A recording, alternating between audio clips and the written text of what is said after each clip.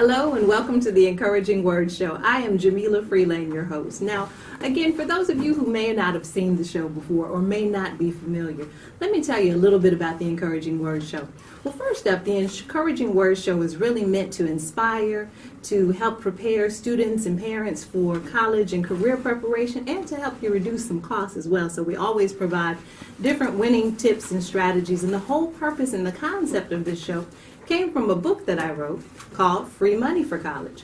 And the Free Money for College book is really filled with over 50 tips, strategies, and different resources that can help you save money and inspire you. It tells a little bit about my particular story and how I progressed through that particular process. I was actually a first-generation college student, as many of you who are watching the show probably are, or maybe you're a parent whose student is college-bound, but you're just kind of feeling overwhelmed and feeling a lot of anxiety about going through that process. And namely, one of the most, one of the greatest concerns going through that particular process is oftentimes just thinking about how you're going to pay for that experience. How are you going to pay for college? How are you going to cover those costs of tuition, books, fees, housing, meals, travel, whatever it might be?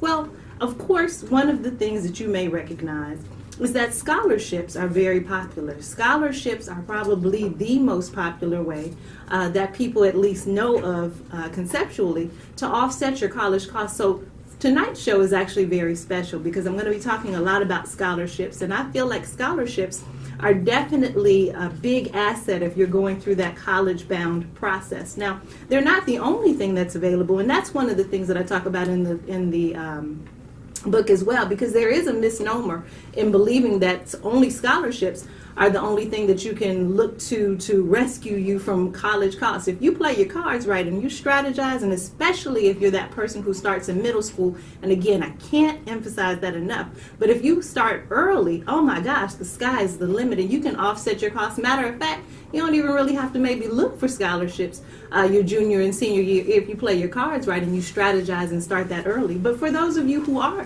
thinking about scholarships or wondering what that process even begins to look like, I've got a message for you, and I hope you'll stay tuned.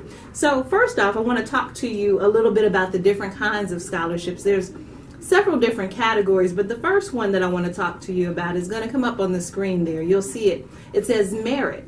Merit scholarships are those scholarships that come about as a result of maybe an accomplishment or an achievement, something that you've done that maybe was tremendous. So if, for example, you've done a lot of things in terms of demonstrated leadership in maybe a sports team or maybe some community service organization or maybe at your church, that sort of thing, if you've maybe won several awards and that sort of thing, those merit scholarships can come in very handy. That's definitely the time where you can toot your own horn, and bragging isn't a bad thing when it comes to that. So those merit scholarships or monies that are offered that you basically are able to earn based upon something that you've done, some accomplishment, something that you have that has you standing apart from the rest of the group or from everybody else, and it sets you apart. So merit scholarships are great, and merit scholarships generally, in terms of the sources, you can look at different scholarship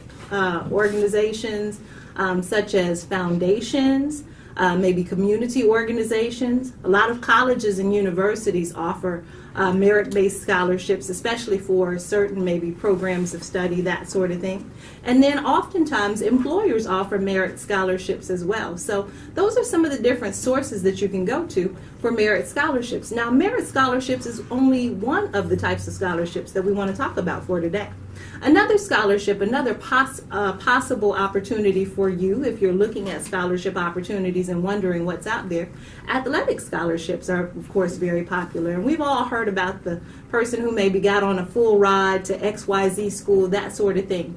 The way athletic scholarships work oftentimes is, of course, based upon maybe something like your ranking, or maybe, for example, let's say with the type of sport that you go into, oftentimes the ones that pay the most are going to be football and basketball, some of those more popular sports. But believe it or not, there's scholarship dollars out there for every different type of sport. If you're a person who's into racing, if you're a person who's into bowling, and as a matter of fact, that's a plug for my friend that does the MI Project. The MI Project is actually a show here on the network, and it's featured by Rochelle Gray. Rochelle Gray, outside of this body of work, also has an organization called Empower the Youth, and she has a bowling league where they actually earn bowling scholarships based upon the competitions that they do. So scholarships that are that are in the category of athletic scholarships can run the gamut in terms of what's available. Again, it could be track, it could be basketball, football, it could be bowling, it could be golfing, it could be gymnastics. So the sky's the limit, and you should know that. And by the way, if you're a person, again, who's in elementary school or even middle school, if you notice that you really tend to have a gift, or you really notice that you have a knack for something, definitely cultivate that. And maybe if there's a summer camp that you can participate in, or a basketball clinic or a tennis clinic that you can take advantage of, cultivate that skill, because it can mean big dollars and offsetting your college costs in a major way down the road. Now, with something like a football or basketball scholarship or any athletic scholarship, typically those are going to be offered by colleges and universities, of course, and oftentimes even athletic manufacturers. So when we think of the clothing manufacturers of some of the more popular brands that are out there, and I won't name them because they're not paying for advertising space yet. So, but what I want to tell you is that if you look on the websites of some of those major manufacturers out there, a lot of them that endorse different big name players that are out there also offer scholarship dollars. So that's a way that you could look, that's a source that you could look to as well. So athletic manufacturers, of course, colleges and universities, and then sometimes different sports organizations as well. So different groups, for example, when you think of the National Football League, or when you think of NBA, or when you think of organizations like that, there are smaller scale organizations for D1 and D2 schools that oftentimes will maybe offer a scholarship or that sort of thing. So those are some of the sources that you can look at. And again, there's a wide range of scholarships, but we're going to primarily talk about 3 today. So athletic scholarships, you saw, was the second category. And I'm actually going to have a guest on to talk more about athletic scholarships in the upcoming season. Last scholarship category that we want to touch on for today, because these are probably the 3 most popular and well-known. As you'll see on the screen, it says need-based. Need-based, as the name would lead you to believe, is really about understanding that, of course, different times we need maybe assistance in terms of finances. So oftentimes if you're a student who has a certain income level, or maybe your parents have a certain income level, if your income is below a certain level, oftentimes you'll qualify for need-based scholarships. So those are based on your anticipated financial need.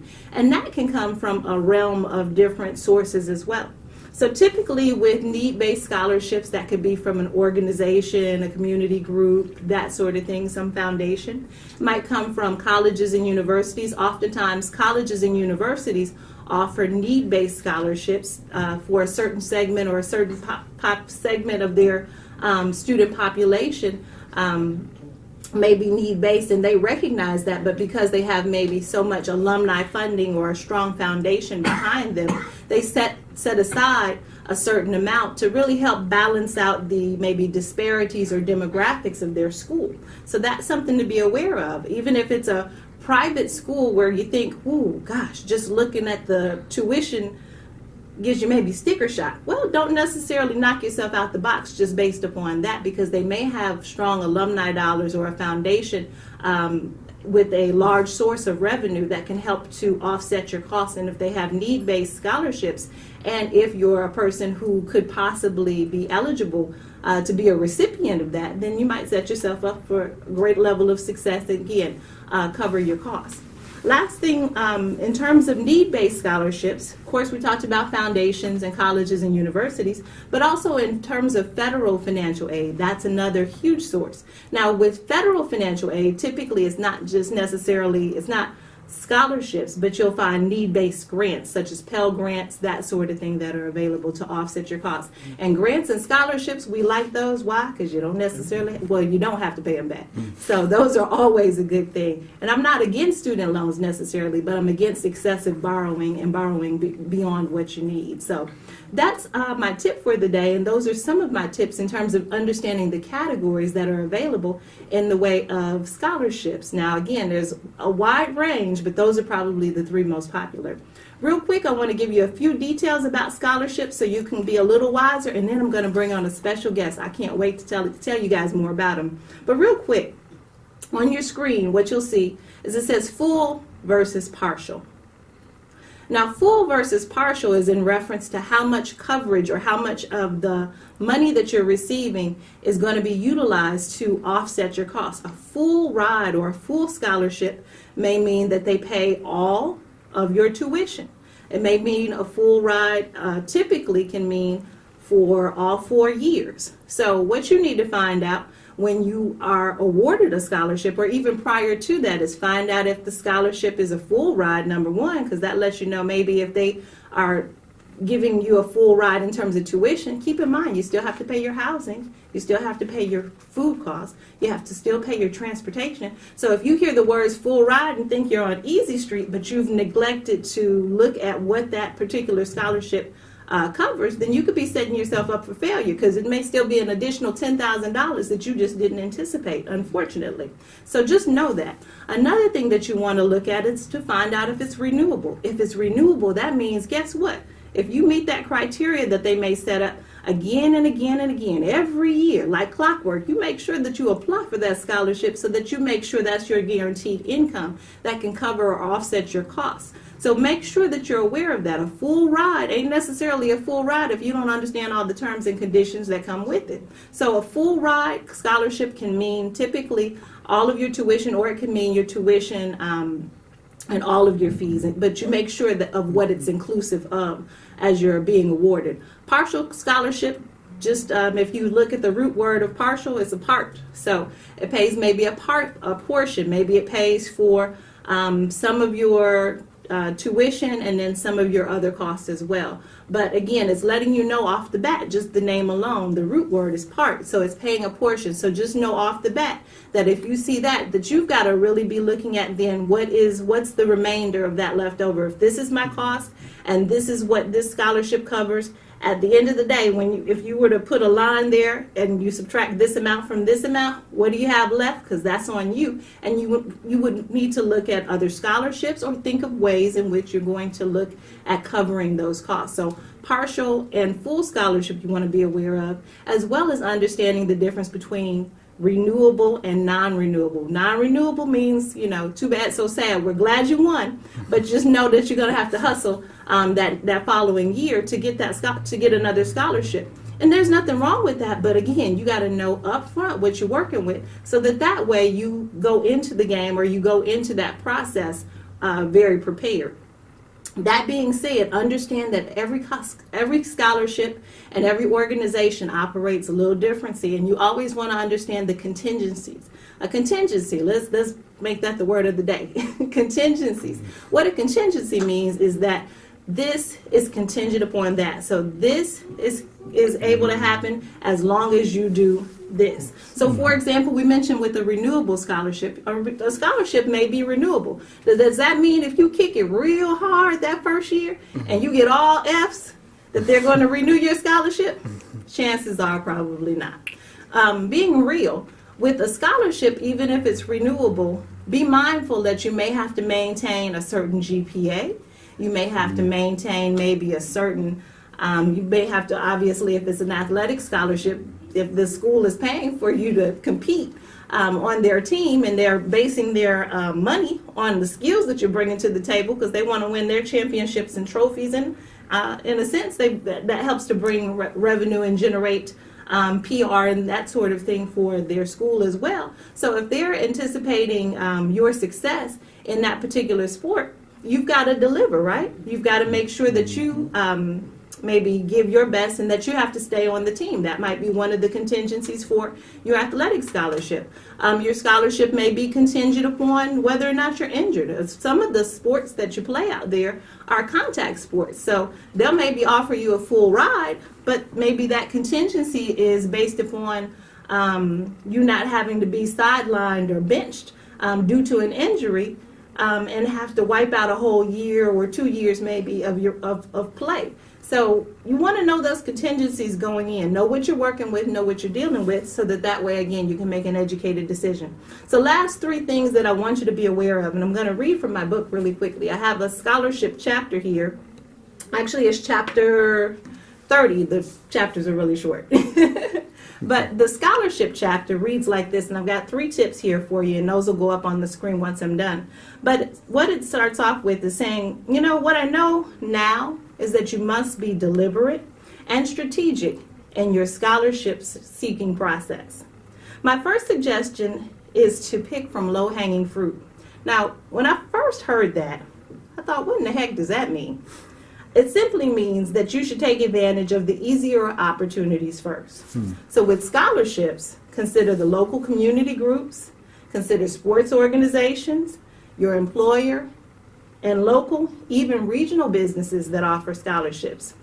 These are typically less likely to have tons of applicants, and the chances are greater for you to win and rack up some money that you will definitely need for college. Point number 2. Another thing is to point out that you must find out what the scholarship requires. In other words, do you meet the requirements? Will you need to submit a portfolio? Is there a competition involved? Will you have to go through an interview process? All of those are legitimate questions that you must prepare for. And of course, depending on which of those things are required, determine how much preparation you need to give. Now, if you have to compete, for example, in an art competition, does all of your work have to be presented in a uniform manner? Does it have to be presented in a portfolio case? If it is an interview, what you should do is maybe create a mock interview for yourself and then record yourself in order to listen to how you sound in answering the questions. Third thing you want to be mindful of is you have to set up a schedule. So you have to review the deadlines and complete them based upon the ones that are the most recent deadlines being submitted first. Then you should set a goal for how many applications you're going to complete on either a daily, weekly, or monthly basis.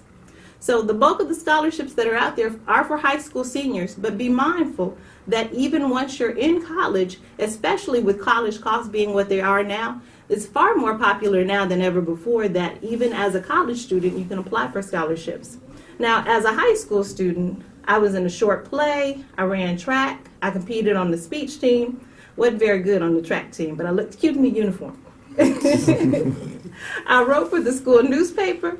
I had a column of my own in a community newspaper. I worked part-time on the weekends in a restaurant. And just like myself, I know many students are juggling multiple things during that senior year or during high school period. And to be honest, I hadn't managed the art of time management at that time, and truth be told, I'm still working on it. But I realized much later in life, and this is one of the things that I want to share with you, is that had I known better, I would have probably applied for far more scholarships than I did back then. Out of the 5 that I applied for, I won 2, and those 2 carried me very well and really helped to offset my costs tremendously. Now, what I want to do is to wrap up, and you'll see on the screen you've got those 3 different points there. You want to look at the low-hanging fruit. You want to make sure that you understand what level of preparation you need, and then you want to set up a schedule for the scholarship deadlines. Now, coming back from the break, I'm going to introduce you to Millard McCluney, who is the Youth Services Program Manager for the Charlotte Housing Authority, and he's going to talk about the Charlotte Housing Authority Scholarship Fund here in Charlotte, North Carolina. I know you can't wait. I can't wait. Make sure you stay tuned.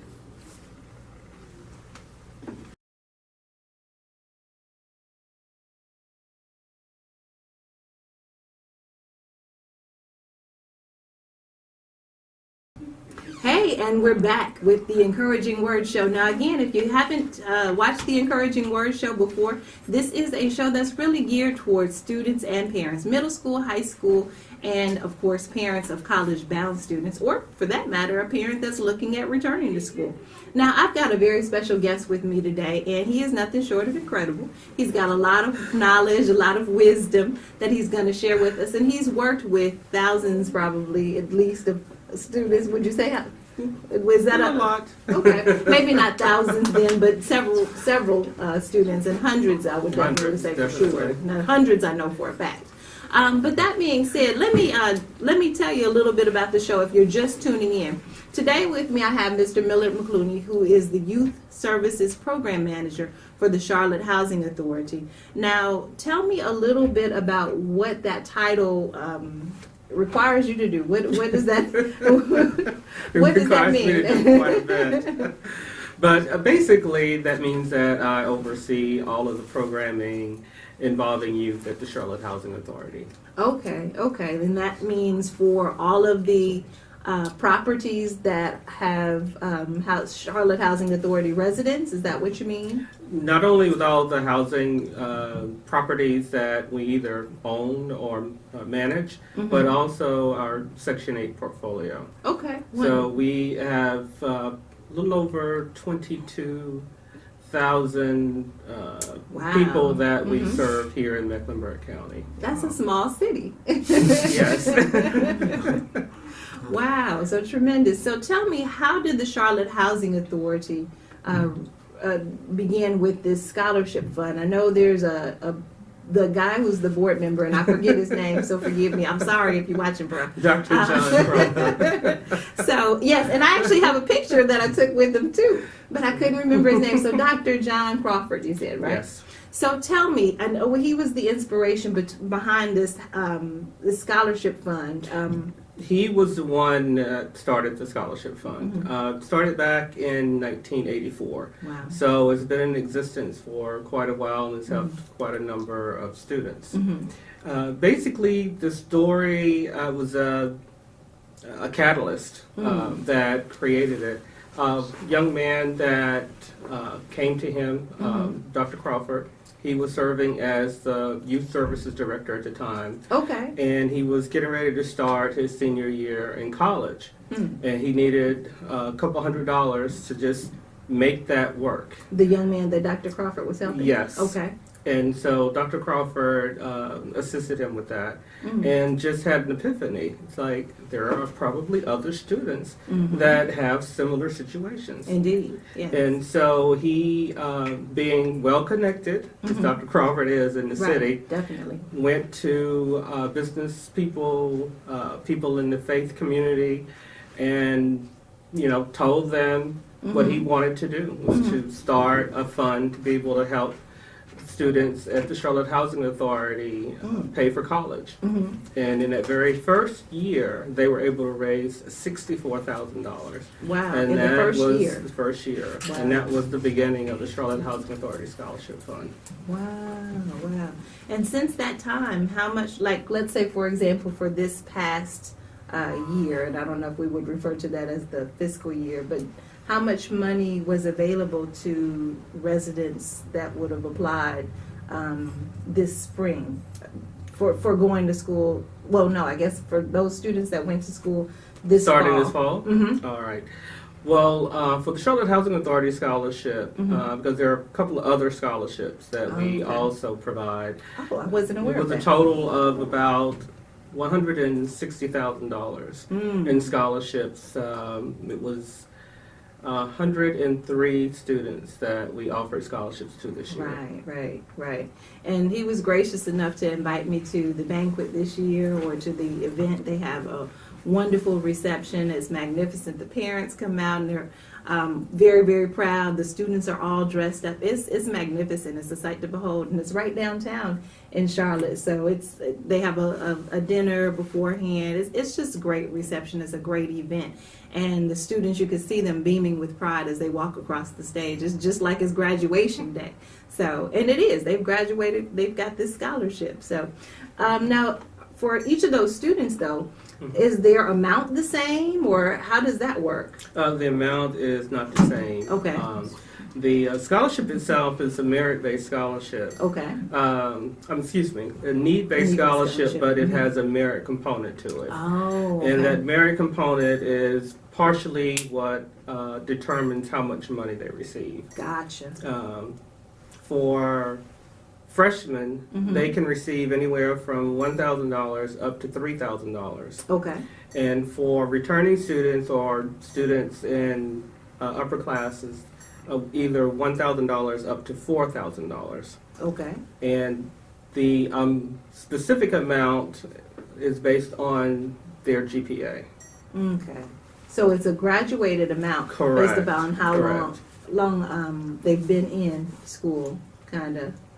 No, it's not determined by length of time. Okay. It's determined by the GPA of the student. Okay, so the For GPA. example, students returning to school or students who are sophomore, juniors, or seniors, if they have a cumulative GPA of 3.0 or higher, they'll receive $4,000. Oh, okay. Wow. So they can really come and rack up. Yes. Which is good, which is very good, definitely. I'm telling you, people don't believe me, but if you're not, and partly I say this because obviously I'm very passionate about education.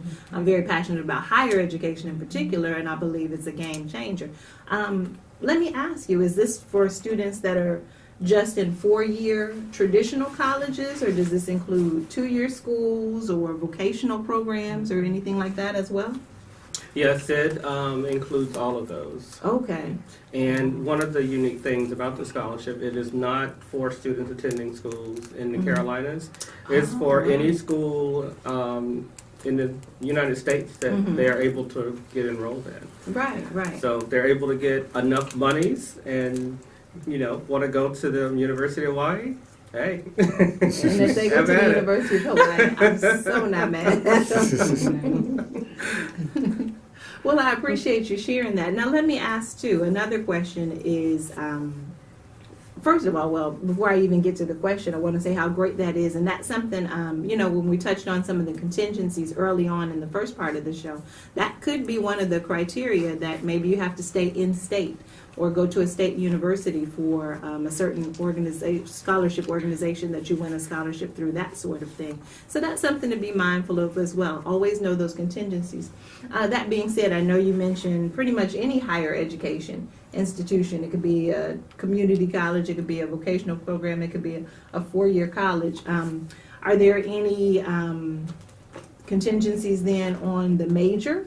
Like it can be any major, or? It can be any major. Wow, that's great. That's great. So now tell me maybe 1 or 2 success stories that you've had in the time that you've worked with these hundreds of students. And I know it's probably hard because, again, just last year there was 106 that walked across the stage. So keep in mind they've got a number of testimonies. But there was a young lady you were telling me she was going to be able to come this evening, and she actually had a conflict of work, though. Yes, which is, definitely. to me, that's a testimony right there. How many students do we know that have graduated and maybe are still looking for something? So tell me about this young lady. What's her name? Her name's Nakira Izukuchu. Okay. And she... Nigerian? Or maybe? Not sure. Okay. Her background. Okay. The name was unique. Yes, but from Africa. Okay. And she currently is a flight attendant as well as a realtor here in town. So she's an entrepreneur. And she's still in school? She graduated from college about 6-7 years ago. Oh, okay, gotcha. I was thinking, how is she doing all that? Realtor is a full-time job and commission-based. I know about this life. Yes. So I was wondering, Yes. okay, gotcha, okay. Oh, and wow. she's doing a great job. Yeah, very that's proud of her. tremendous. And you can't beat the benefits, the travel benefits, definitely working for the airlines is where it's at. So, okay, that's a great testimony. That's a great example and success story. Do you have another one to share? I have lots of them. Decide on which one. Another one I guess I'd like to share is Omar Land. Okay. He graduated through the program probably, I'll get people's ages away, probably 15 years ago. Okay. And he's gone on to receive his PhD. Wonderful. And he is now in higher education. Oh, okay. Yes. Great. So he's out. Love that. Yes. His goal is to be president of a university, and he's well on his way. Yeah, indeed. He's you mentioned 15 years ago now, but he's still very young. Oh, yeah. What was his major, or what were his majors, I should say? You remember? You're asking questions like that. You've only worked with several hundred students. You don't remember Omar? I'm going to tell him. Omar, you listening? So, no. What I'll do is... Well, his undergraduate, he went to Appalachian State. I remember that. Okay. All right. Okay. We'll give props to App State. Okay. Wonderful. Great. Now, how did you get into this role? Because I know everybody has a story and everybody has a path. So you don't necessarily go to college and major in, let's say, I don't know, administration for the housing authority. So what was your major and how did you end up in this role? Okay, it's a long story. Okay. So hopefully we got time to We'll do the Reader's Digest version. Shout out to Reader's Digest. All right. Basically, I was one of those non-traditional students. Gotcha. So when I finished high school, I went to a local, it was called a technical college back then. Okay. And I completed a drafting certificate. Because back then they didn't have CAD, where they had computers drawing things. They had people such as me drawing things. Yes.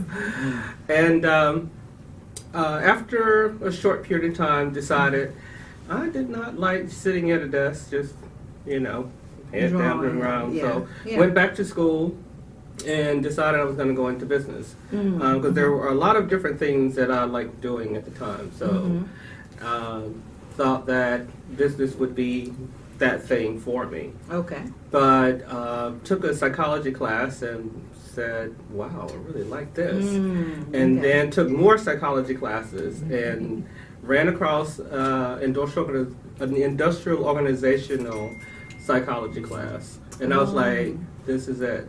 Wow. It married the psychology with the business. And so finished my bachelor's degree and moved here to Charlotte and went to UNC Charlotte, received my master's degree in industrial organizational psychology. Wonderful. Yes. Well, that is a story, but that's okay. That you were able to nail it in a concise form, but also were able to share with us how you evolved through that. And I always think it's important for somebody to tell their story, because a lot of times I meet students and parents who feel like if they didn't go through in 4 years and if they didn't do it right off the bat, they don't realize that the majority of people, honestly, that I know don't go that route. Now, the nerd in me allowed me to do that, but I know that that's also because I was able to uncover my gift and kind of recognize what my talents were at a very early age. But sometimes it's a matter of being able to explore and take different classes and find what wets your whistle and find what you really are really geared towards and gifted in, and that helps you to make your path and creates a career path for you that I'm assuming you love, because you've done this for a number of years now. I love it and plan on doing this until I retire, if I ever retire. Okay. So there you have it. And in the words of, I don't know who the great person was that came up with this, but again, if you do what you love, you never work a day in your life. So with that being said, we're going to go ahead and wrap up. I want to remind you that on the screen you'll see the contact information, or actually the information in terms of retail online outlets where you can purchase Free Money for College, which is the book that inspired our show for today, and actually every Encouraging Word show. I thank you again for watching. I thank my guest, Mr. Millard McCluney, for joining us for today. Hope you guys enjoyed him as much as I've enjoyed him. Thank you for having me. No problem at all. It was a pleasure. And remember, an investment in knowledge always pays the best interest. All right. Thank you again, and I'll catch you out later.